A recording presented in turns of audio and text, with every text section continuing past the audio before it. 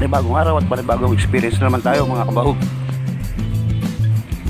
Tara, samahan nyo akong magluto ng adobong atay at balon-balunan ng manok.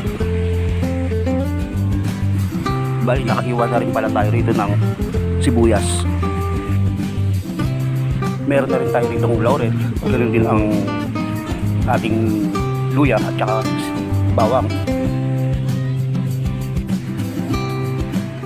Bali, nagpainit na rin tayo rito ng kawali at naglagay na rin tayo rito ng mantika.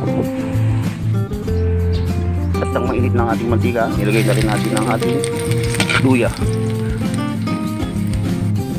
Pagkatapos ng ating ilagay ang luya, sinulod na rin natin ang sibuyas.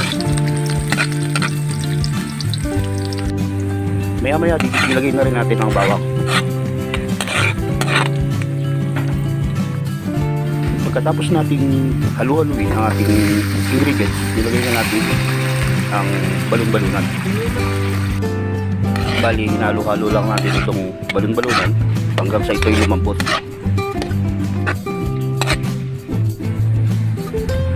Pagkatapos nga ng ilang minuto, malambot na rin ang ating balon-balunan. Susunod na natin ilagay yung atay.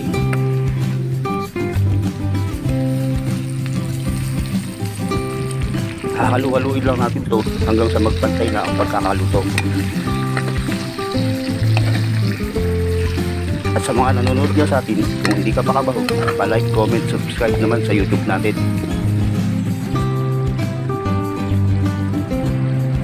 Naglagay na rin tayo rito ng laurel para pantagdag ng aroma.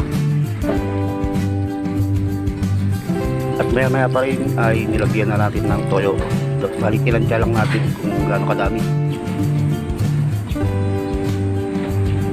At nang kumulo na nga ang ating nilulutong adobong atay balon-balunan, sinunod na rin natin ang suka.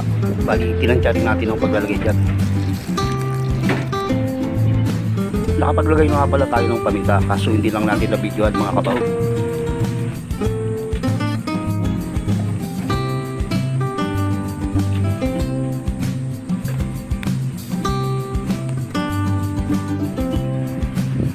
Nilagyan nga rin pala natin ng sili para may konting anghang ang ating adobo. Pasuyo naman mga kabahog, pa-like, comment, subscribe naman sa YouTube channel natin.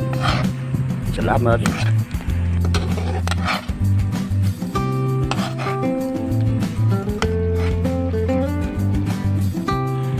Pagkatapos nga ng ilang minuto, luto na ang ating adobong atay at balon-balunan ng manok. Enjoy at ingat lang lagi. See you sa susunod na eksena mga kabahog.